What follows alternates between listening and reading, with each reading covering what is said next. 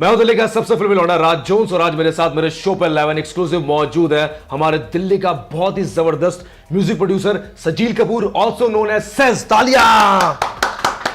क्या है भाई? बहुत बढ़िया सर, आप सुनाओ कैसे हैं? बहुत खूबसूरत। बहुत खूबसूरत है आप, बहुत बढ़िया। और क्या चल रहा है भाई नया ताजा?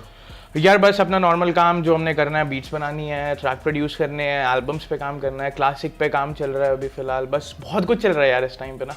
ठीक है। अच्छा भाई मुझे एक बात बताओ, आपका नाम है सजील कपूर। हाँ जी। ये सब सेज कैसे बने, ये स्टोरी क्या है? यार सजील कपूर से शेष तो मैं ऐसे बना था कि एकदम रैंडम ही बना था बेसिकली, क्योंकि क्या होता था स्कूल टाइम से मैं कर रहा हूँ राइट। तो स्कूल टाइम पे मेरा एक फ्रेंड होता था who used to produce music, ठीक है। तो उसका नाम हरजस होता था, तो उसने अपना नाम हरजस से हैज करा था बेसिकली। अच्छा। तो मैंने सजील से शेष कर लिया उसके हिसाब से, बेसिकली उसी को कॉपी करा बेसिकली एक तरह से। मैंने देखा जाए तो बस ऐसे ही सजील से शेष बन गया। फिर मेरे को बाद में पता चला कि शेष बहुत सारी चीजें होती हैं। तो मैं एम्बैरेस भी हुआ था थोड़ा सा उस चीज को लेके, बट इवेंचुअली ठीक चला। मतलब फिर शेष अब काफी बहुत आगे आ गए हैं अब हमारा। ऐसे ही हमारा सजील से शेष बना था बेसिकली। ठीक है। तो मतलब सेज आपने कॉपी किया था, बाकी सब ओरिजिनल है? सॉर्ट ऑफ लाइक शेष का आइडिया कॉपी करा था, शेष कॉपी नहीं करा था। मतलब आइडिया कॉपी किया था? आइडिया कॉपी किया था, बाकी सब चीजें ओरिजिनल है? या एकदम 100% ओरिजिनल। ठीक है भाई। देखो आप 15 साल की एज से आप म्यूजिक बना रहे हो, सो म्यूजिक आपकी लाइफ में आया कैसे, किसने इंट्रोड्यूस करा, उसके बारे में बताओ। सेम इसका भी जो हमारा फर्स्ट आंसर था बेसिकली सजील कपूर टू सेज वाला जो ट्रांजिशन था, जो स्कूल टाइम से ही बेसिकली था। अब क्या था, virtual DJ right. Virtual DJ अभी हम बात भी कर रहे थे उसके बारे में, और हम दोनों ने यूज कर रखा है बेसिकली राइट। तो क्या होता था, कुछ ज़्यादा ही सही चीज़ थी, उसने शुरुआत करी थी बेसिकली ना। तो उसमें क्या होता था कि वही जो मेरा फ्रेंड था उसको मैंने देखा था एक दिन ऐसे ही, मतलब हम ऐसे ही चिल कर रहे थे बेसिकली अपना स्कूल वगैरह के बाद। होमवर्क हुआ अपना, वो लैपटॉप लेके आया हुआ था अपना। तो वो क्या कर रहा था कि वो वर्चुअल डीजे पे ना ऐसे ही अपना कुछ कर रहा था। वो क्या कर रहा था, एक गाना एक ट्रैक पे डाल रहा था, दूसरा गाना दूसरे ट्रैक पे डाल रहा था, और उसको मैशअप बना रहा था। तो मैं कहा बहुत बढ़िया चीज़ है यार ये, तो मेरे को भी पता तू कर कैसे रही है। तो उसमें करना क्या होता था कि आपने एक ट्रैक उठाया, आपने साइड ए पे डाला, दूसरा ट्रैक उठाया साइड बी पे डाला, सिंक वाला बटन दबा दिया, सिंक हो गया, प्ले कर दिया, चला दिया। मैं कहा बहुत कमाल की चीज़ है यार। तो मतलब इतने 2 बटन प्रेस करने से आप 2 गाने घुसा कैसे रहे हो? मतलब ऐसा नहीं है कि 2 पूरे गाने थे, एक बीट थी और एक आपका एक्apella हो गया, या आपका कोई और सॉन्ग हो गया, उस पर फिल्टर लगा दो आप कुछ भी करके। तो काफ़ी ही बढ़िया चीज़ थी उस टाइम के लिए मेरे लिए। तो मैं कहा ठीक है, ये मेरे को सिखा कैसे हुआ। फिर वो चीज़ वहाँ पे शुरू हुई अपनी, एंड देन उसके बाद फिर वहाँ से धीरे धीरे ग्रो करते गए ये चीज़ होती रही। EDM वाला फेज आया था फिर थोड़े टाइम के लिए बीच में। फिर उसके बाद अपना टेक्स्ट बैटलिंग वाला फेज आ गया, और बस यार यही होता रहा बेसिकली। और अभी तक वही हो रहा है इवेंचुअली, पता है मतलब एक्सपेरिमेंटेशन के बेसिस पे जी रहे हैं हम यहाँ पे, और कुछ भी नहीं हो रहा है यहाँ पे। अच्छा यार, एक्सपेरिमेंट करना चाहिए, बहुत जरूरी है, बहुत जरूरी है अपना साउंड ढूंढने के लिए। It's very very important. ठीक है। तो भाई जो आपने फर्स्ट बीट बनाई थी, हाँ ठीक है, उसके बारे में बताओ। मतलब किसको सुनाई, पसंद आई या नहीं आई? ये पसंद तो मतलब एक बंदे को सुनाई थी और उसको नहीं अच्छी लगी थी। वो बहुत क्लोज फ्रेंड था मेरा, और वही फ्रेंड था जिसने मेरे को वर्चुअल डीजे से गाया था। तो पहली बीट मैंने उसी को सुनाई थी अपनी। और मतलब होता है कि बेस्ट फ्रेंड होते हैं, पैम्पर करते हैं आपको राइट। उल्टी सीधी चीज़ों में भी आपको बढ़ा चढ़ा के थोड़ी चीज़ बता देते हैं, बट यहाँ पे बिल्कुल ही उल्टा हुआ था। वो उस टाइम पे मेरा बेस्ट फ्रेंड था राइट। बट उसने मेरे को जो फीडबैक दिया था ना, वो मतलब ऐसा था कि उसने मेरे को उतार के रख दिया था 1 सेकंड के लिए ना। और मैं कहा ठीक है यार, अगर ये चीज़ इसको नहीं अच्छी लगी ना, तो ये मैं किसी का शेयर कर ही नहीं सकता हूँ राइट। कि मतलब एक अगर ऐसा बंदा है जो आपकी पूरी लाइफ में आपको इतना पैम्पर करता है, या आपको बढ़ा चढ़ा के आपको चीज़ें आपको बताता है, और उसको नहीं अच्छी लगी, लाइक ठीक है ब्रो, तेरे को नहीं अच्छी लगी, ठीक है, ये मेरे पास रहेगी और तेरे पास रहेगी, और ये किसी के पास नहीं जाने वाली। तो बस वही तो, इतनी अच्छी नहीं थी टू बी वेरी ऑनेस्ट। मेरे को तो जरूर अच्छी लगी थी क्योंकि मैंने पहली बीट बनाई थी राइट। सेव्ड है कंप्यूटर पे या? हाँ मतलब कंप्यूटर पे तो सेव्ड नहीं ऑफ कोर्स, लाइक मेरी हार्ड डिस्क पे सेव्ड है, एक्सटर्नल हार्ड डिस्क है मेरी, उस पे सेव्ड है। चुपके सुनते कभी जब? नहीं कभी लाइक गिल्टी प्लेजर तो होता ही है, जब अपना बैकअप लेना होता है, ड्राइव दोबारा खुल जाती है कभी, तो व्हाई नॉट, क्या जा रहा है, देखना तो होता है ना आप कहाँ से आए हैं अभी तक। पुराने पाप, वही पुराने। अच्छा भाई, EDM सुना आपने बहुत, फिर बॉलीवुड, देन आप हिप हॉप में आए। सो इन चेंजेस के बारे में बताओ मुझे यार। EDM to Bollywood to hip hop तो बहुत ही सिंपल सा ट्रांजिशन हुआ था बेसिकली। लाइक शुरू में वर्चुअल डीजे हुआ, मैशअप का आपका एक पार्ट है बेसिकली इलेक्ट्रॉनिक म्यूजिक का। एक mashup is a big part basically. आप मैशअप करते हैं, उसके अंदर रिमिक्स आप करते हैं, मैशअप्स करते हैं। तो EDM तो ये फेज हुआ। उसके बाद मैंने FL स्टूडियो को डिस्कवर करा था राइट पहले। तो फ्रूटी लूप्स पे हम बीटें बनाते थे, फ्रूटी लूप्स पे हम EDM, फ्रूटी लूप्स पे इवेंचुअली जब आप पहली बार पे जब आप शुरू करते हो फ्रूटी लूप्स, तो क्या होता है कि आपको क्या दिखता है, आपको एक सीक्वेंसर दिखता है, उसमें किक, क्लैप, स्नेयर और हैट्स लिखा होता है, और आप उसमें से पैटर्न बनाने शुरू करते हैं। आप सबसे पहला जो आपका वहाँ पे होता है, इंस्टिंक्ट होती है आपकी। तो और सबसे पहला जो आपका पैटर्न बनता है ना, वो जो मर्जी कर लो, आपका बनना ही 4/4 है। उसके अलावा आप नहीं कुछ कर सकते, क्योंकि उससे ज़्यादा एडवांस जाने के लिए थोड़ा सा आपको अंदर जाना पड़ता है। तो वही फिर वहाँ से धीरे धीरे 4x4 हुआ, शुरू हुआ, अपना बीट्स बननी शुरू हुई, लाइक सिर्फ ड्रम्स के पैटर्न बनने शुरू हुए। फिर पता चला कि ठीक है बेस नाम की चीज़ भी होती है, फिर पियानो भी होता है, कुछ ऐसा कि हमारे पास ऐसे इंस्ट्रूमेंट्स हैं हमारे पास जिनको हम एक सॉफ्टवेयर के अंदर यूज़ करके हम गाने बना सकते हैं। तो धीरे धीरे ये हुआ हमारा EDM वाला फेस। बॉलीवुड का फेस था इससे पहले, बॉलीवुड का फेस इससे पहले ही था, क्योंकि वो पता ही है लाइक बचपन में आप इंडिया में ग्रो कर रहे हैं, वो तो आपके आसपास है, वैसे रगों में है, लाइक है तो है। तो गेम्स तो सारी खेलते थे, गेम्स में प्लेलिस्ट होती थी, GTA जैसी गेमों के अंदर MP3 सेव कर सकते थे आप गेम खेलते खेलते, रेडियो पे सुन सकते थे बाकी। एग्जैक्टली, रेडियो का अपना यूजर का चैनल होता था या कस्टम जो भी होता था उस टाइम पे। तो डॉक्यूमेंट्स में गाने डाल लो अपने बॉलीवुड के, गेम चलाओ अपनी फुल पावर, बस ऐसे ही। यहाँ ये था मेरा बॉलीवुड वाला फेज। इसके बाद आया वर्चुअल डीजे एंड EDM, और फिर आया मेरा हिप हॉप। क्योंकि ये करते करते, क्योंकि क्या होता था ना उस टाइम पे भी फीडबैक्स हम लेते थे, ठीक है, आप चाहे EDM बीट बनाओ या कुछ भी बनाओ, आप फीडबैक लेते ही लेते हो, किसी से भी लेते हो। तो पुराने टाइम में क्या होता था, एक माईस्पेस नाम की चीज होती थी और एक ऑर्कुट होता था। आप इधर माईस्पेस पे पोस्ट करते हो या आप ऑर्कुट पे पोस्ट करते थे उस टाइम पे। वहीं पे हमारे 2 ग्रुप्स होते थे EDM के, बहुत मतलब ग्रुप्स तो बहुत सारे होते थे, बट जो एक नॉर्मल बंदे को भी एक चांस देते थे वो बहुत कम ग्रुप होते थे EDM के बेसिकली। मेरे को उनका नाम याद नहीं है, very very sorry about that. But तो वहाँ पे मैं फीडबैक्स देता था। तो धीरे धीरे वहाँ पे फिर क्या हुआ कि माईस्पेस तो एक डिफरेंट फील्ड चलेगी, माईस्पेस फिर उसके बाद बंद भी हो गया था, क्या जो भी चक्कर बड़ा था। ऑर्कुट पे क्या हुआ कि फीडबैक देते देते ना तो थ्रेड्स आती थी वहाँ पे, ठीक है, और एक ऐसा होता था कि वहाँ पे आपको पूल ऑफ थ्रेड्स दिखता था बेसिकली, ऐसा नहीं है कि आपको रैंडम थ्रेड्स दिखनी शुरू होती थी। तो धीरे धीरे करते करते ना मतलब एक ऐसी थ्रेड आई थी, एक हमारा मतलब इंसिग्निया के टाइम पे एक श्रग करके एक रैपर होता था, उसका गाने का थ्रेड मिला मेरे को बेसिकली, और वो एक इंडियन हिप हॉप सॉन्ग था। वो उस टाइम पे मतलब सोच रहे हो कि लाइक अब से 7-8 साल पहले की बात है ये। तो मैंने वो सुना इवेंचुअली, फिर उस थ्रेड का जब मैंने रूट लोकेट करा कि ये थ्रेड आया कहाँ से, तो वो फिर मेरे को देखा इंसिग्निया नाम की एक चीज है। तो ऐसे ही मैंने इंडियन हिप हॉप को डिस्कवर करा, ठीक है। और वहां क्या डिस्कवर करा कि यहाँ पे सिर्फ गाने नहीं बनाए जाते हैं, यहाँ पे टेक्स्ट बैटलिंग करी जाती है। और टेक्स्ट बैटलिंग में इंटरेस्ट आ गया, क्योंकि उसमें करना कुछ नहीं होता था, मतलब इट्स वेरी डिफिकल्ट, ऐसी बात नहीं कि करना कुछ नहीं होता था, आपको बार्स प्रिपेयर करने होते थे अपने ओपोनेंट के लिए और उसको पोस्ट करना होता था। अब बार्स आप किस लेवल पे प्रिपेयर कर रहे हो वो आपकी ऑथेंटिसिटी बताता था बेसिकली, राइट।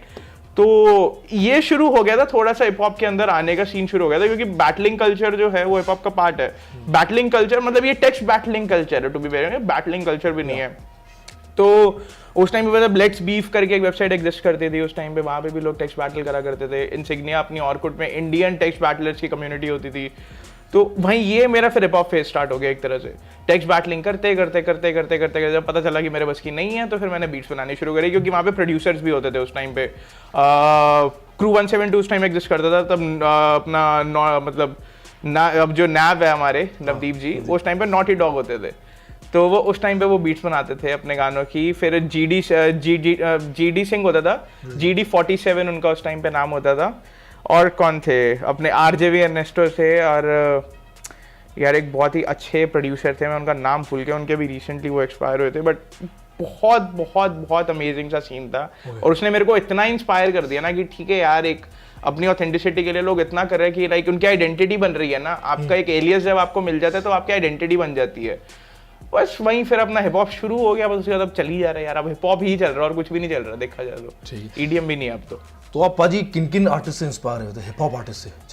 जब मैंने शुरू करा था तो शुरू करते इंडियन अपने आर्टिस्ट तो थे ही, क्योंकि मैंने इंडियन हिप हॉप मैंने पहले डिस्कवर करा था एमिनेम या 8 माइल से पहले, क्योंकि सबका एक फेज आता है कि एमिनेम और 8 माइल हमने पहले सुनना ही सुनना है, ठीक है।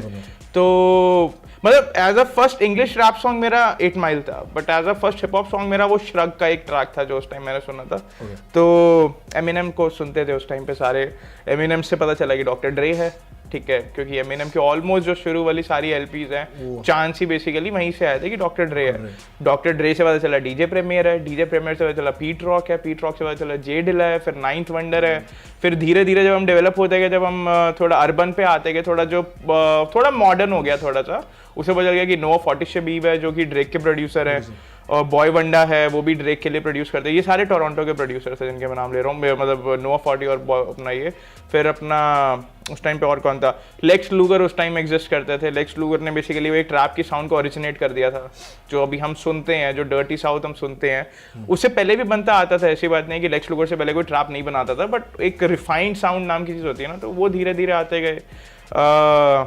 लेक्स लूगर के बाद फिर अभी ये 808 माफिया है, TM88 है, मेट्रो बूम है। अब तो लाइक इनफाइनाइट पॉसिबिलिटीज है क्योंकि इतने प्रोड्यूसर एग्जिस्ट करते हैं, आप हर बंदे से इंस्पिरेशन ले सकते हैं। और उनके नाम भी पता है, नाम पहले तो पता नहीं था कि कौन प्रोड्यूस कर रहा है। आपको सिर्फ बीट पता होती थी, लाइक अगर एक आप 50 सेंट का ट्रैक सुनते थे तो जब तक आप डिग डीप नहीं करते थे ना कि ये इसकी बीट किसने बनाई है, तब तक नहीं सवाल नहीं। उस टाइम पे इतना होता भी नहीं था ना यार, इतनी एक्सेसिबिलिटी नहीं होती सबको लगता था कि आर्टिस्ट ने बीट बनाई है। इंटरनेट उस टाइम पे कितना तेज होता था और विकिपीडिया पे कितना ज्यादा रिफाइंड होता था उस टाइम पे। आज के टाइम पे विकिपीडिया पे आप आर्टिस्ट का नाम डालो, उसके एल्बम का नाम डालो, पूरा कच्चा चिट्टा निकल जाता है कि ये ट्रैक किसने प्रोड्यूस करा है, किसने लिखा है। उस टाइम पे इतनी होती थी बट लाइक दिमाग भी उतना नहीं चलता था ना उस टाइम पे, बेसिकली वो प्रॉब्लम थी। तो बट हाँ अभी तो लाइक यार तो मतलब हर बंदा जो अच्छा चीज कर रहा है वो मेरे को इंस्पायर कर रहा है इस टाइम पे, और कुछ भी ऐसी बात नहीं। बहुत बढ़िया बात। अच्छा, हिप हॉप में पूरी तरह से घुसने के बाद 2015 में जब बिगेस्ट देसी हिप हॉप सॉन्ग मेरी गली में ये गाना आया, तो सबको पता है कि भाई बॉम्बे रैप टॉप पे चला गया कि क्या गाना है, सीन चेंज हो गया था बेसिकली। सो ये गाना हुआ कैसे? वैसे नेजी ने मुझे बताया था फिर भी। हाँ मतलब ये गाना कैसे हुआ था ना, लाइक इसका जो इनिशियल जो हमारा पार्ट था, जब सबसे पहले बीट बनी थी इसकी, बीट कैसे बनी थी, गौरव दयाल जी जो है अपने बीट फैक्ट्री वाले, उनकी एक सैंपल पैक होती है bollywoodsounds.net करके, वहाँ से मैं लेता था शुरू में ड्रम्स। इंडियन सैम्पल्स अगर आपको लेने होते हैं तो आप ऐसी ही वेबसाइट पे जाते हैं क्योंकि वो एक इंडियन प्रोड्यूसर हैं, तो इंडियन सैम्पल्स को बना के अपनी वेबसाइट पर डालते हैं ताकि लोग परचेज करके सैम्पल करे, जो करना है करे। वहाँ से मैंने खरीदी एक ड्रम किट, ठीक है, लाइक उसके अंदर से इंडियन परकशन, जो अपना मेरे गली में जो शुरू में वो टक टक टक वाली जो साउंड आती है वो उसी किट की साउंड, इवेंचुअली उसमें आधे से ज़्यादा साउंड उस किट की साउंड जो बेसिकली। तो वो मतलब मैं क्या कर रहा था उस टाइम पे, हाँ वोकल पिचिंग का भी उस टाइम पे नया कीड़ा चढ़ा था, जो उसकी जो मेन जो रिफ चलती है, एक जो वोकल चलता रहता है शुरू से लेके थ्रू आउट तक या आपका हुक पार्ट तक, उस चीज़ का कीड़ा चढ़ा हुआ था मेरे को कि मेरे को ये चीज़ करनी है, ये लोग करते कैसे, मेरे को ये करना है। मैंने वो चीज़ करी, फिर उसके बाद धीरे धीरे करके फिर उसके अंदर उस टाइम पे फिर ट्रैप भी थोड़ा नया चल रहा था, तो वो ट्रैप वाले ड्रम्स डाल दिए।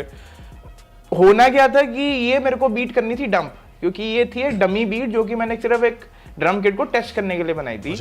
उस टाइम पे जैसे डिवाइन के साथ काफ़ी अच्छी बातचीत थी, तो ये मेरा बॉम्बे के बाद से बेसिकली, तो ये मैंने बीट भेजी डिवाइन को, मैं कहा चल ठीक है मैंने बीट टेस्ट पैक के लिए ऐसा बनाया है, तो आप इसको सुन के बताओ कैसी बनी है। क्योंकि एक टाइम पे जब रिलेशनशिप बहुत ही ज़्यादा स्ट्रांग हो जाती है, आप जैसे प्रभ और मैं इस टाइम पे हैं, तो आप सब कुछ सुनाते हो, ठीक है, क्योंकि आपको ट्रस्ट होता है थोड़ा सा बेसिकली उस चीज़ के लिए। तो अब क्या हुआ फिर उसके बाद उसको डिवाइन को लगी बहुत ही सही, उन्होंने नेक्स्ट डे तक में या 12 घंटे के अंदर अंदर मेरे को एक डेमो भेज दिया था, लेकिन मेरे गली में का हुक आ गया था 12 घंटे में। 12 घंटे में आया मेरे गली में का हुक, तो मैंने वो डम करने का आइडिया छोड़ दिया था उस टाइम पे, क्योंकि वो गाना बन रहा था और बहुत अच्छा गाना बन रहा था, और कुछ ऐसा बन रहा था जो कि डिफरेंट है, किसी ने नहीं करी वो चीज़, ठीक है। और उसके बाद क्या, फिर डिवाइन ने अपना वर्स लिखा, नेजी भी उस टाइम पे on point like on top थे उस टाइम पे, क्योंकि थोड़े टाइम पहले आफत आया था, तो आफत के बाद से उनका भी बस तो मतलब बहुत ही ज़्यादा चला गया था नावेद का। तो क्या हुआ फिर डिवाइन ने उनको अपनी बीट भेजी, वर्स उन्होंने अपनी करी, और वो फिर और अच्छा बन गया बेसिकली गाना। इवेंचुअली पहले नावेद ने उस पर गाना नहीं करना था, क्योंकि नावेद को बहुत अच्छी बीट नहीं लगी थी शुरू में, तो नेजी का। बट उसके बाद जब उसने लिखना शुरू किया नेजी ने, तो उसका टेस्ट डेवलप होता गया, और उसने जो वर्स लिखी है उसकी one of the best verse है। लाइक अगर आप एक कोरकी वर्स अगर आप ढूंढना चाहते हैं ना, तो आपको उससे ज़्यादा अच्छी कोरकी वर्स नहीं मिल सकती आपको किसी भी थीम अपने हिप हॉप सॉन्ग के अंदर। तो गाना बन गया इवेंचुअली। और फिर क्या हुआ था, एक गिग हो रही थी ब्लू फ्रॉग वाली गिग थी, सोनी के मैनेजर आए हुए थे वहाँ पे देखने के लिए, वो गिग उन्होंने सुन लिया बेसिकली वो गाना, और उनको बहुत ही अच्छा लगा। सोच रहे हो कि मतलब उनके लिए भी बहुत फ्रेश है यार, अगर कोई भी बंदा मेरे गली में इनिशियली जब पहला बार बंदा सुनता है तो वो बहुत ही फ्रेश लगता है उसको, ठीक है। तो उनको ठीक है हम ऐसा तो सोच रहे हैं, क्योंकि तब तक वीडियो भी बन गई थी, लाइक वीडियो का एक स्क्रैच हमारा रेडी हो गया था, आई गेस जहाँ तक मेरे को याद है, जेडी है अपने, तो उन्होंने वो स्क्रैच उसका रेडी कर दिया। तो सोनी ने फिर ऑफिस में बुलाया उनको, ऑफिस में मीटिंग हुई, मीटिंग के बाद से बस फाइनल हो गया कि ठीक है अभी आ रहा है सोनी के थ्रू। अगर मतलब वही अगर ये सोनी के थ्रू ना भी आता ना, एक तरह से देखा जाए तो ये बहुत बड़ा गाना ना बनता, एक तरह से देखा जाए। ये मेरा बॉम्बे बहुत बड़ा हो गया था उस टाइम के लिए, बट मेरे गली में फिर बहुत ही बड़ा चला गया था, क्योंकि अब एक लेबल है, राइट। लेबल का एक एडवांटेज क्या होता है कि आपको पीआर टीम मिल जाती है बहुत बड़े लेवल की, तो जो आपके पीछे एक इतनी बड़ी पीआर टीम लग जाती है तो एक छोटा सा गाना भी बहुत बड़ा बन जाता है, ठीक है। मतलब एग्जांपल है आपके पास है, क्योंकि उनका रेंज है, उनका जो चैनल है उस पर 1.5 या ऑलमोस्ट 2 मिलियन सब्सक्राइबर्स हैं उनके चैनल पे। 2 मिलियन बहुत ज्यादा होता है, 2 मिलियन पे आपको 100,000 व्यूज तो मिलने ही मिलने हैं, लाइक ये तो आपका सेट टारगेट रहता है हमारा, ठीक है। तो सोनी पे आया गाना, थोड़े बड़े लोगों ने शेयर कर दिया उसको, गाने को विशाल दुलानी ने शेयर कर दिया, रणवीर सिंह ने शेयर कर दिया था। तो जो फिर उसके बाद जो फिर पुश मिला उस गाने को, उसके बाद से फिर पूरा साउंडस्केप ही निकल गया यार। मतलब वो फिर एक गली साउंड का ओरिजिनेट ही मेरे हिसाब से जो ओरिजिनेट हुई है, जो गली साउंड नाम की एक गली टर्म जो ओरिजिनेट हुई है वो मेरे गली में से ही निकली है। उससे पहले गली वर्ड अगर यूज भी होता था तो इतने लार्ज स्केल पे या किसी चीज को डिफाइन करने के लिए यूज नहीं होता तो था। ब्रांड बन गया गली के। It's a sound in its own basically. गली इज गली, लाइक आप ठीक है स्ट्रीट आपका ठीक है, स्ट्रीट होता था तब भी पहले, बट अब गली ने एक अपनी इंडियन वाली स्ट्रीट वाली वाइब दे दी आपको। सोच अब तो ब्रांड ही बना लिया डिवाइन ने। Right, exactly. गली गैंग जो उनकी है इस टाइम पे ब्रांड, वही एक ब्रांड ही है अब इस टाइम पे, एक साउंड से ब्रांड बना, जस्ट इमेजिन। तो भाई आपकी लाइफ क्या चेंज हुई इस गाने के बाद? कुछ भी नहीं है, मेरा तो नॉर्मल है ब्रो, हमारा तो बीट का काम है। हाँ, मतलब मैं to be very honest like मैं खुद डेवलप हुआ उसके बाद, लाइक मेरे को एक्सपीरियंस हो है कि आप जब लेबल के साथ डील करते हो तो आपको कैसे डील करना चाहिए और कैसे नहीं करना चाहिए, अच्छा। जो कि थोड़ी गलतियां होती हैं शुरू में to be very honest, but हाँ उसके बाद बस मेरे को अपने आप को डेवलप करना था कि लाइक मेरे गली में जैसी बीट बनाने के बाद आप सोचते हैं कि आपने एक बेंचमार्क सेट करा है अपने लिए, आपने ऐसा नहीं कि लोगों के लिए बेंचमार्क सेट करा है, क्योंकि बहुत लोग हैं जो बहुत ही अलग लेवल का म्यूजिक बनाते हैं यहाँ पे, ठीक है। अपने लिए मैंने बेंचमार्क सेट करा था उस टाइम पे, और फिर मेरे को चाहिए था कि मैं मतलब ठीक है ये बीट बन गया, मैं इससे ऊपर कैसे निकलूंगा ना। तो बट ठीक है, मेरे गली में कि बीट ने मेरे लिए ये करा है, तो मेरा बस उससे है कि मेरे को एवोल्यूशन बहुत जल्दी हुआ मेरा उस बीट के बाद से। मेरे को पता चल गया कि अब साउंड्स को कैसे और अच्छे तरीके से यूज़ कर सकते हैं, और अगर अपना कुछ फ्रेश निकाल रहा तो हम उसको कैसे मैनिपुलेट करके हम उस चीज़ को यूज़ कर सकते हैं। तो मेरे को तो ये फ़ायदा हुआ था, जो कि अच्छा फ़ायदा है मेरे लिए, बहुत अच्छा फ़ायदा है, क्योंकि मेरी क्रिएटिविटी बहुत जल्दी बूस्ट हो गई थी उस चीज़ से।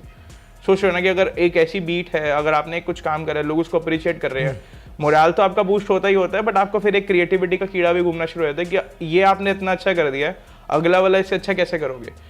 Simple as that. तो यहाँ मेरी डेवलपमेंट हुई थी बेसिकली मेरे गली में के बाद से। ठीक है भाई।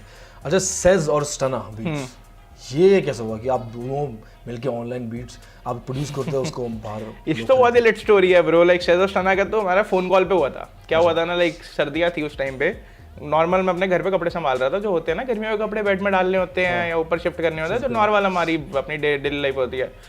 आउट ऑफ द ब्लू स्टना का कॉल आया कि ऐसा चीज होती है, लाइक एक पोर्टल्स होते हैं यहाँ पे। उस टाइम पे साउंड क्लिक नाम की एक चीज होती थी। साउंड क्लिक क्या होता था, बीट्स बेचते थे वहाँ पे।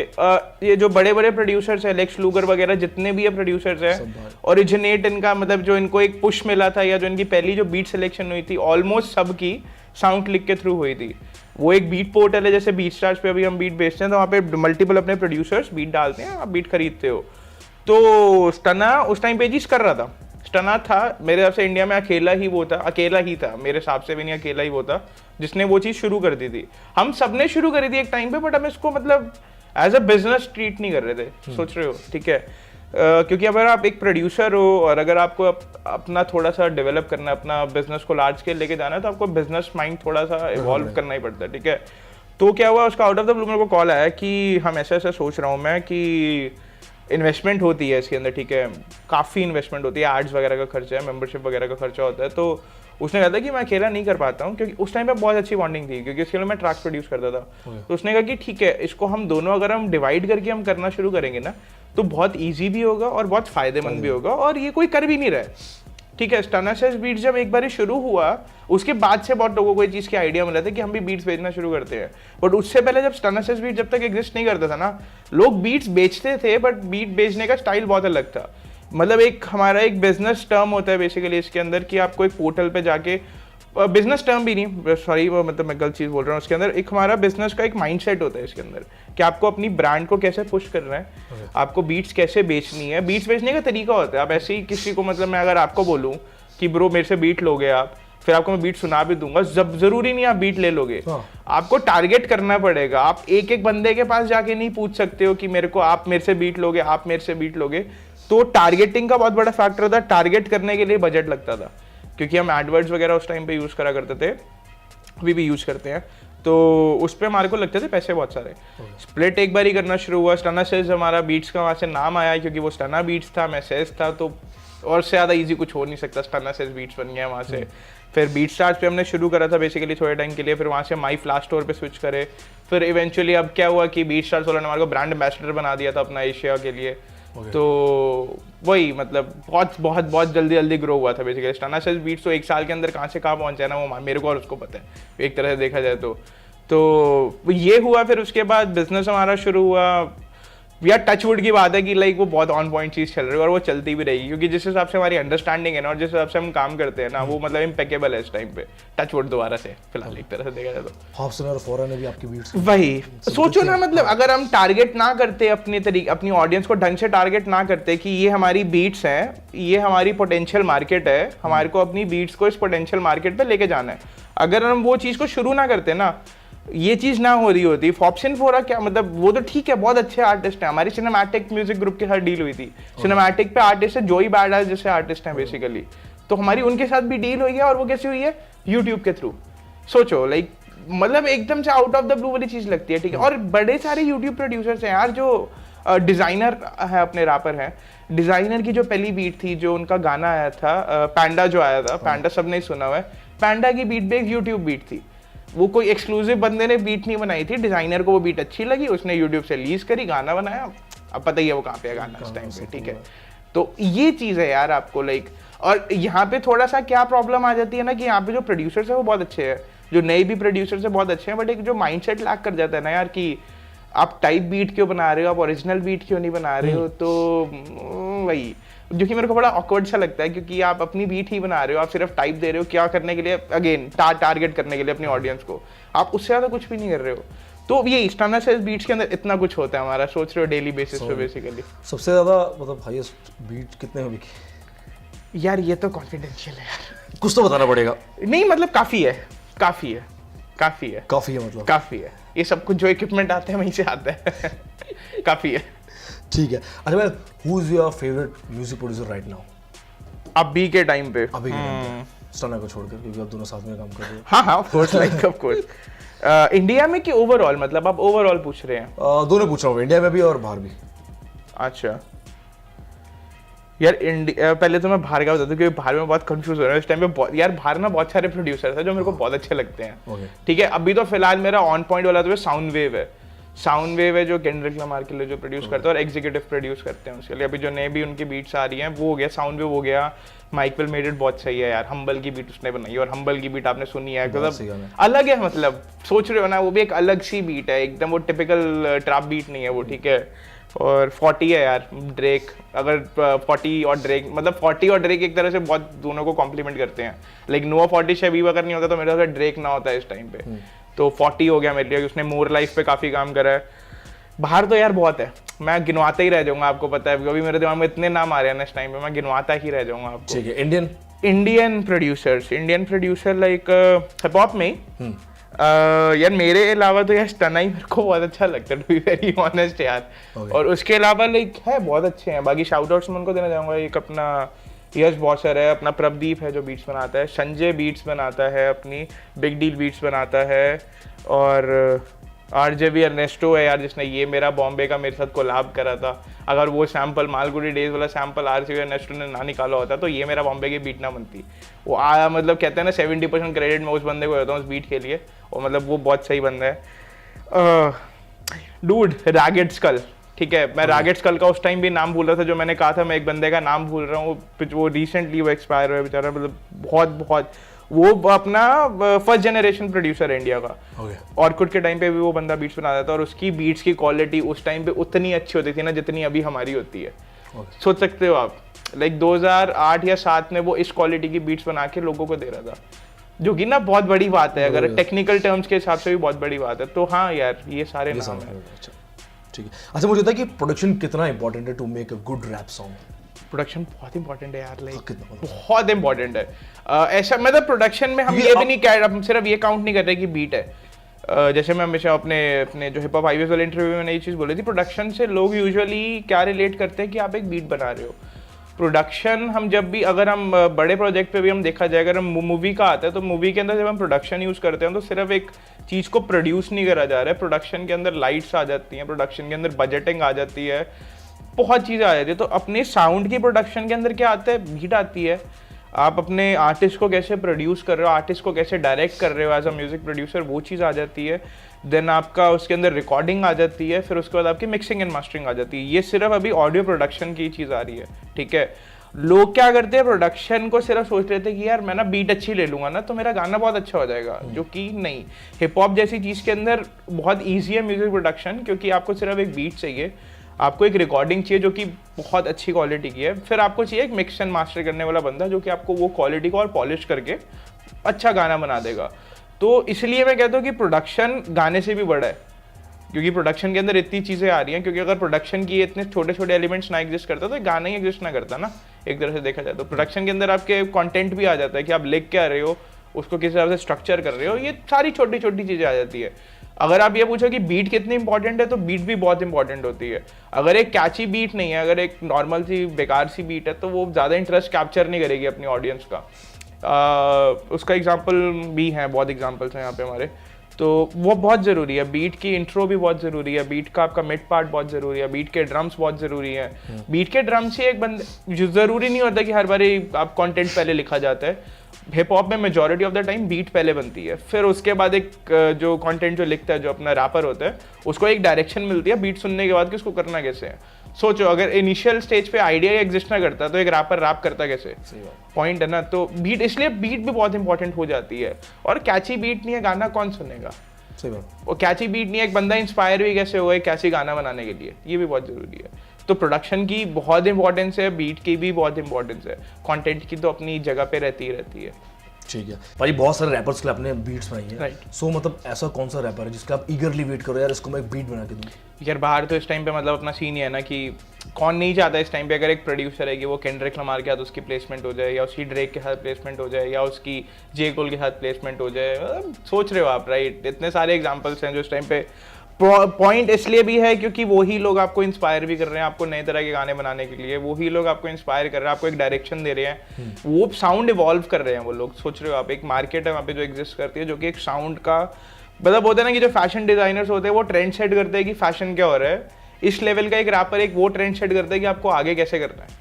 तो इसलिए तो आप क्यों नहीं चाहोगे कि आप इतने बड़े आर्टिस्ट के साथ आपको लाभ करना चाहते हो, ये चीज़ है अपनी इस टाइम पे। इंडिया में तो ऑलमोस्ट मैंने सबके हाथ कर ही रखा है यार, उसके अलावा ऑलमोस्ट मैंने सबके हाथ कर रखा है यार। मतलब आप ऑलमोस्ट किसी रैपर का भी नाम लो, मैंने ऑलमोस्ट कर रखा होगा। कमर्शियल फील्ड में नहीं, अंडरग्राउंड में तो मैंने ऑलमोस्ट सबके हाथ कर रखा है। कमर्शियल में? कमर्शियल में यार अब वो मैं बोलना नहीं चाहता जो आपको शायद पता ही है ऑलरेडी। क्या? तो चल भी रहा है शायद उसके ऊपर थोड़ा डेवलपमेंट अभी तो है। मतलब कमर्शियल में 2-3 रैपर्स हैं जिनका थोड़ा डेवलपमेंट अभी चल रहा है। Okay. जब होएगा तो वो चल जाएगा। तो वही हमारे टारगेट है इस टाइम पे कि उन्हीं के साथ हमारे को काम करना है। प्रोजेक्ट आएगा तो इवेंचुअली सबको पता चल ही जाएगा। ठीक है, ये चीज़ है। तो वही तरह सारा काम कर लिया, नाम हो गया सब बात करें सर इसकी। सो एक गाना था ये मेरा बॉम्बे, हाँ, जिसके लिए आपको अवार्ड मिला, हाँ उसके बारे में बताओ। अब यार उसमें एक तो दोबारा इस चीज़ में बोलना चाहूँगा, वो बीट सिर्फ मैंने नहीं बनाई है, वो बीट आरजेवी अर्नेस्टो ने भी बनाई है। वो आज मतलब ज़्यादा क्रेडिट उस बंदे को जाता है 70%। मैं कहता हूँ 70% उसको जाता है उस चीज़ के लिए क्रेडिट। पूरे गाने का क्रेडिट ऑलमोस्ट उसको जाता है, क्योंकि अगर वो सैम्पल ही एग्जिस्ट ना करता ना, मैं बीट ना बना पाता। जो बीट के क्या हुआ था, ये मेरा बॉम्बे का स्टोरी क्या थी। आरजेवी ने इनिशियली डिवाइन के लिए बीट बनाई थी, और उस टाइम पे मैं थोड़ा ईडीएम वाला काम भी करता था साइड बाय साइड, जो डबस्टेप वगैरह, क्योंकि उसके अंदर थोड़े बॉबल वगैरह, बेस वगैरह उसके अंदर डिफरेंट से यूज हो रखी है। तो डिवाइन ने मेरे को, डिवाइन और मेरा पहले इंटरेक्शन ये मेरा बॉम्बे पे था। उससे पहले ना मैंने कभी डिवाइन से बात करी थी, ना उसने मेरे से कोई बात करी थी। तो उस टाइम पे ये था कि मैं काफ़ी लोगों के साथ ऑलरेडी काम कर चुका था, तो थोड़ा सा एस्टैब्लिश हो चुका था उस टाइम पे कि ठीक है, एक सेज है, एक प्रोड्यूसर है जो बीट्स बनाते हैं। तो क्या हुआ, डिवाइन अप्रोच्ड मी और उसने मेरे को क्या बोला कि ये एक बीट है हमारी, स्क्रैच है, इसमें मैं अपना अगला गाना लिख रहा हूँ और मैं हिंदी रैप कर रहा हूँ, क्योंकि डिवाइन इंग्लिश रैपर था इनिशियली, राइट। तो उन्होंने फिर कहा कि आप इस बीट को आप कितना अच्छा कर सकते हो, आप अगर आप इसमें आप इसको को प्रोड्यूस करना पसंद करेंगे, ठीक है। तो मैं उसमें टू बी वेरी ऑनेस्ट मैं प्रोड्यूसर से ज़्यादा को प्रोड्यूसर हूँ। प्रोड्यूसर आरजेवी अर्नेस्टो उस बीट का, क्योंकि वो स्क्रैच वहाँ से निकला था। तो वो बीट मेरे पास आई, मालगुडी डेज का उसमें सैम्पल था, क्योंकि सबको ही पता है वो बहुत ही लाइक शुरू होते ही पता चल जाती है वो चीज़, राइट। तो उस सैम्पल ने मेरे को डायरेक्ट कर दिया कि इसके ड्रम्स कैसे होने चाहिए, इस पर बेसलाइन कैसे होनी चाहिए, और डिवाइन ने ये चीज़ मेंशन करी थी कि थोड़ा सा डबस्टेप वाला फ्लेवर इसमें होना चाहिए। तो उस चीज़ ने मेरे को ये भी डायरेक्ट कर दिया था कि मेरे को इसके अंदर ये कैसे इन्फ्यूज़ करना है। तो इसकी स्टोरी ये थी बेसिकली। हाँ, तो ये था। तो हाँ, तो ऐसा बना था ये मेरा बॉम्बे। और बाकी फिर तो वही बीट एक बार फाइनलाइज हुई और अपना डिवाइन उसके अंदर अपना काम हुआ, जेडी ने वीडियो बनाई और वो गाना फिर कहाँ से कहाँ पहुंच गया एक ही टाइम के अंदर। वो पहला ही था मेरा, मतलब नहीं पहला तो नहीं था, लाइक अपना मुंबई सीन में वो आई गेस वो ऐसा पहला गाना था जो कि काफ़ी अच्छे लेवल पे ब्लो अप हुआ था। उससे पहले ब्रदर भी काफ़ी ब्लो अप था, ब्रदर वी का ऑन माई ओन जो गाना आया था वो मतलब एक बहुत अच्छे लेवल, मतलब ब्रदर वी का पहला ही इंडियन जो अंडरग्राउंड एक गाना था जो बहुत ज़्यादा ब्लो अप हुआ था, उसके बाद मेरे हिसाब से ये कह सकते हैं कि ये मेरा Bombay was a second track जो कि उस लेवल पे जो ब्लो अप करा था उस टाइम पे। आफत भी उसके बाद आया था जहाँ तक मेरे को लगता है। हाँ वही। ठीक है। अच्छा भाई मुझे बता कि what is the future of desi hip hop according to you?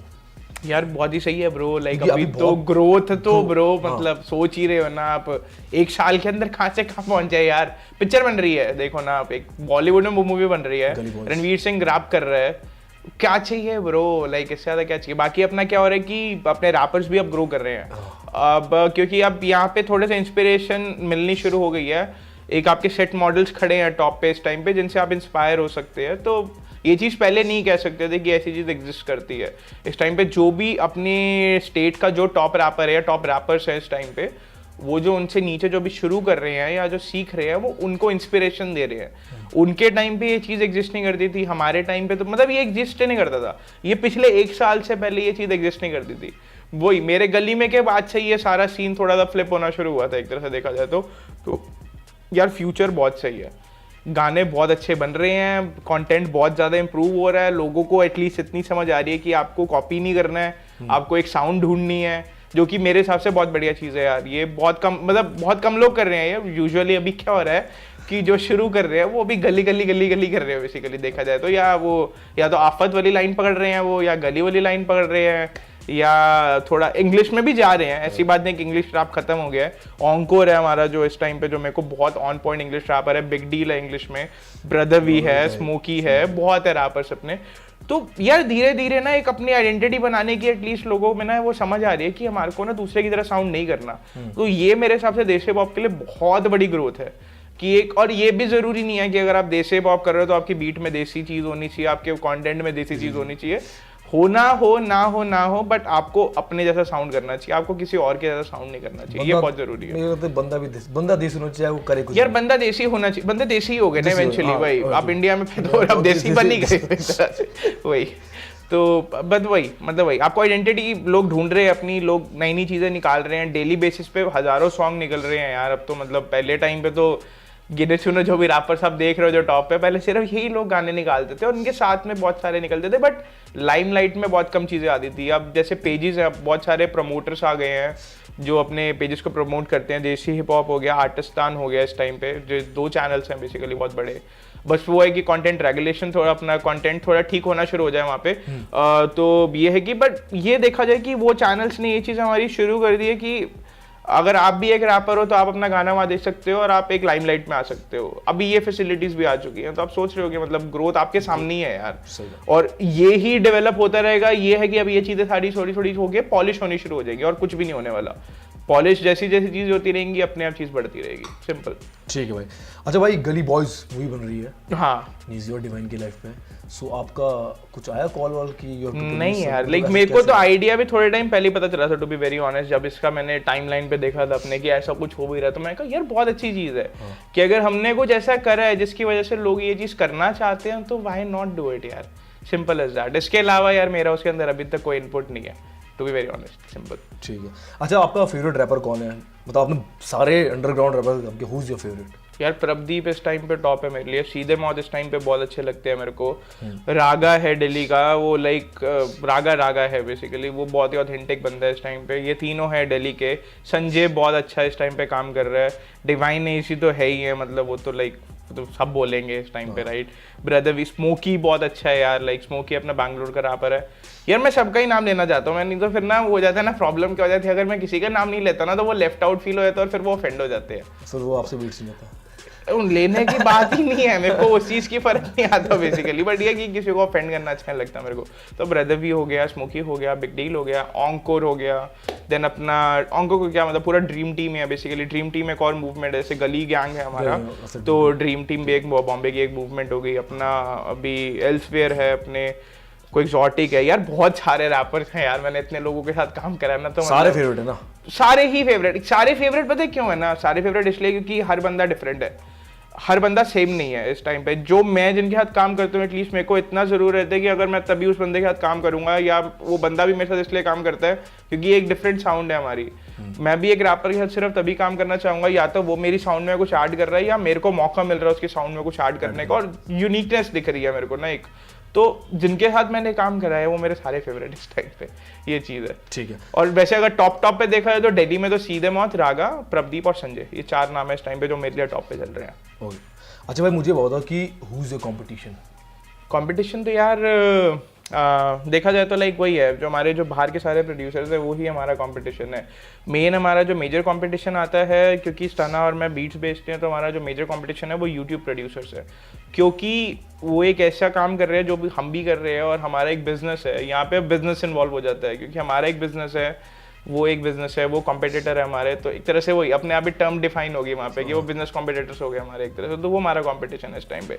बाकी कंपटीशन हम खुद के भी होते हैं यार, क्योंकि हमारे को डेली बेसिस पे डेवलप करना पड़ता है। अगर मैं एक बीट बनाता हूँ तो मेरी 100% कोशिश ये होती है कि मेरी जो अगली बीट बनेगी वो मेरी इस बीट से अच्छी बनेगी, तो ये एक तरह से मैं अपने आप से भी कम्पीट कर रहा हूँ यहाँ पे। देन मेरा कंपटीशन रैपर्स भी होते हैं, क्योंकि मेरे को ये देखना होता है कि मैं उस रैपर को ज़्यादा अच्छे तरीके से समझ सकता हूँ कि मैं नहीं समझ सकता, तो ये भी एक मेरे लिए कंपटीशन वाली चीज़ होती है कि अगर फॉर एग्जांपल मैं प्रदीप या सीधे मौत के साथ काम कर रहा हूँ तो मेरे को ये बहुत मेरे लिए ज़रूरी चीज़ होती है कि मैं उनके दिमाग में घुस जाऊँ, और ये भी एक बहुत बड़ा कंपटीशन होता है एक प्रोड्यूसर के लिए, एक रैपर के दिमाग में टैप करने की जो बहुत बड़ी चीज़ होती है ना, तो ये बहुत मेरे लिए बहुत बड़ी चीज़ है, तो ये कंपटीशन की तरह ट्रीट करता हूँ इस चीज़ को। हर चीज़ आपके लिए कंपटीशन है। On point on point. ठीक है। अच्छा भाई मुझे बताओ कि अपने फ्यूचर प्रोजेक्ट्स के बारे में, जैसे अभी क्लासिक एल्बम क्लासिक आ रही है यार, अभी तो फिलहाल रिसेंटली फ्यूचर हमारा गाना आ रहा है, फ्यूचर नहीं मतलब कल गाना आ रहा है, उसका इनिशियल नेम वाज फ्यूचर, ये तो बेसिकली तो कल अभी आ रहा है, कल एक गाना आया भी था, और ये भी अब एक कल आ रहा है। मेन ही है कि आपका जो मेन इसका मीनिंग है वो आपको तभी पता चलेगा जब आप नया वाला कल सुनेंगे, तो आपको डिफरेंस पता चलेगा कि वो कल और इस कल में फ़र्क क्या था। बहुत ईजी है बेसिकली, कल हमारे हिंदी टर्म में भी 2 चीज़ों के लिए डिफाइन होता है, तो वही इसका मीनिंग है, लिटरल मीनिंग है, बस सिंपल एज दैट। तो ये मैंने बता ही दिया एक तरह से देखा जाए तो। ठीक है। तो बट ये हो गया, और बाकी तो यार बीट्स तो हर हफ्ते में 3 बीटें आती हैं हमारी, सुन लो जिसको भी सुनना है। बहुत कम लोग सुनते हैं, बहुत गलत लगता है मेरे को, बट ठीक है जो मर्जी सुनना चाहता है सुना है। 3 बीट्स मेरी डेली आती है, मतलब हर वीक में आती है, सिर्फ मेरी नहीं आती, स्टाना सेज बीट्स और सेज बीट, मतलब मेरे अपने चैनल पे और स्टाना वाले सुनने के पैसे या सिर्फ खरीदने के? गुड, यूट्यूब पे स्ट्रीम करो, कोई प्रॉब्लम नहीं। अभी हमने यूट्यूब रेड पे शिफ्ट नहीं करा, नहीं तो जब हम रेड पे शिफ्ट कर जाएंगे तो हो सकता है तब आपको स्ट्रीमिंग के लिए भी पे करना पड़ेगा, बट नहीं हम ये नहीं करेंगे, ऑफ कोर्स हम ये नहीं करेंगे। ठीक है। अच्छा भाई मुझे जो अपकमिंग म्यूजिक प्रोड्यूसर्स हैं उनको क्या टिप्स देना चाहूँगा? यार अपकमिंग म्यूजिक प्रोड्यूसर्स को तो मैं यार यही बोलना चाहता हूँ कि बहुत अच्छा काम हो रहा है, आप बहुत अच्छे तरीके से अपने आप को डेवलप कर रहे हो, बस एक आपको मेन फोकस ये करना है कि आप क्वालिटी पे फोकस करो, अच्छी साउंड्स में इन्वेस्ट करो, अच्छे प्लगइन्स में इन्वेस्ट करो, जो कि मैं भी करता हूँ। लाइक अभी इन्वेस्टमेंट बहुत ज़रूरी है साउंड अगर आप कर रहे हैं, आप एक प्रोड्यूसर है तो उसका ये मतलब नहीं है कि आप कुछ भी कर रहे हैं बेसिकली, ठीक है, आपको इन्वेस्टमेंट चाहिए ही चाहिए। पहली बात, इन्वेस्टमेंट ऐसे नहीं है कि पैसे उड़ाओ रोड़ो पैसे अपने, ऐसी कोई बात नहीं है, आपको सिर्फ अच्छे पैक्स खरीदने हैं, साउंड किट्स खरीदनी है, इंस्पिरेशन लेना शुरू करो, टाइप बीट्स बनाओ, कोई प्रॉब्लम नहीं है टाइप बीट्स बनाने में। Type beats is a business basically, वो सिर्फ एक टारगेटिंग करती है उससे ऑडियंस की। टाइप बीट्स बनाने कोई टैबू नहीं है यहाँ पे, लाइक आपकी आइडेंटिटी नहीं खत्म हो जाती टाइप बीट बनाने में। और बाकी बस ये यार सारे मेहनत करते रहो, अभी इंडियन हिप हॉप अलग लेवल पे जा रहा है और जाता ही रहेगा, और प्रोड्यूसर्स का उसमें बहुत ज़्यादा बड़ा रोल है। ऐसी बात नहीं कि प्रोड्यूसर्स का रोल नहीं है उसके अंदर, तो आप सबका बहुत बड़ा रोल है इसके अंदर, हम सबका ही बहुत बड़ा रोल है इसके अंदर एक तरह से। Thank you so much. अच्छा भाई ये जो आपने बोला इंडियन हिप हॉप में बहुत आपने काम कर लिया, और फ्यूचर में बॉलीवुड में जाने का कोई सीन है? यार डिपेंड करता है, depends on the project to be very honest, but like मेरी टेंडेंसी ये रहेगी कि कम थोड़ा सा, पर क्योंकि मेरे को पता है एग्जैक्टली वहाँ पे प्रोजेक्ट्स कैसे हैंडल होते हैं और कैसे काम करा जाता है। जब तक मेरे दिमाग में से ये चीज़ नहीं हटेगी ना कि वहाँ पे प्रोजेक्ट की थोड़ी मैन हैंडलिंग होती है, तब तक मैं वो चीज़ नहीं कर सकता। जब तक मेरे को उस चीज़ की मतलब एक तरह से मेरे को अश्योरेंस मिलेगा ना कि आपका जो प्रोजेक्ट है वो एक अच्छी जगह पे जा रहा है और अच्छे तरीके से जा रहा है, और बीच में कोई लूप करूंगा, जब मेरे को एश्योरेंस मिल जाएगा 100%, तो वाई नॉट डू दैट। ऐसी कोई बात नहीं है, मेरे को ऐसा कोई नहीं है कि मेरे को ऐसा नहीं है कि बॉलीवुड में काम करना मेरे को बुरा लगता है, बस थोड़ा सा जो वहाँ पे जो प्रैक्टिस जिस हिसाब से करा जाता है म्यूजिक का वो मेरे को अच्छा नहीं लगता, इसलिए मैं थोड़ा सा उस चीज़ से हट के रहता हूँ। ठीक है यार, क्योंकि सबने जिंगल अपनी लाइफ में बनाई है, और आपको भी पता है, आपने भी जिंगल वाला काम करा, आप भी एक आरजे हैं, आपको पता है कि अगर आपकी आपका एक कंटेंट है, आप कितना उससे प्यार करते हैं, राइट? और अगर उसको थोड़ा मैन हैंडल अगर करा जाएगा, क्योंकि हुआ है मेरे साथ थोड़ा सा पहले भी हुआ है, तो मतलब तो वो अच्छा नहीं लगता है बेसिकली ना, उससे फिर भरोसा ही टूटता है और कुछ भी नहीं होता है, सिंपल। ठीक है, थैंक यू भाई, आपने इंटरव्यू दिया। फ्यूचर में और अच्छा काम करो और बीटे बेचो और महंगी महंगी बीटे और आप भी अच्छे अच्छे हिप हॉप वाले लोगों Thank you. को जरा शोकेस करो, बहुत अच्छा काम कर रहे हो आप। अकेले ही हो शायद मेरे हिसाब से आप जो ये काम कर रहे या हो। I am the only one. क्या बात है, बहुत खूबसूरत है दुनिया। हाँ, मैं भी खूबसूरत हूँ और खन्ना साहब प्रोडक्शंस जो वो एंड मी हम मिलके बहुत सही काम है यार, क्योंकि बहुत रेयर ही होता है यार कि ऐसा अगर एक नॉर्मल से, जैसे अगर मैं भी हूँ, लाइक मैं वो बहुत बड़ा प्रोड्यूसर नहीं हूँ, मैं नॉर्मल एक प्रोड्यूसर हूँ, तो अगर आप मेरा भी इंटरव्यू ले रहे हैं, अगर आप एक नॉर्मल रैपर का भी इंटरव्यू ले रहे हैं, तो वो आपके हिसाब पे बहुत बड़ी चीज़ है। और thank you so much for thank you that. भाई, thank you. Hi, I am Sage. आपने अभी मेरा पहला एक्सक्लूसिव इंटरव्यू देखा है, सबसे पहला ही मेरा वीडियो इंटरव्यू आपने मेरा देखा है राज जोन्स के यूट्यूब चैनल पे। सो आप प्लीज़, अगर आपको अच्छा लगा, आपको थोड़ी इन्फॉर्मेशन मिली है इस इंटरव्यू के अंदर, तो आप प्लीज़ इसको लाइक करें, शेयर करें, सब्सक्राइब करें और राज जोन्स भैया जी का नाम फैलाइए, क्योंकि वो एक लौते ऐसे बंदे जो कि इस टाइम पे हिप हॉप आर्टिस्ट को, हिप हॉप एक्ट्स को लाइमलाइट में लेके आ रहे हैं। So thank you so much for that.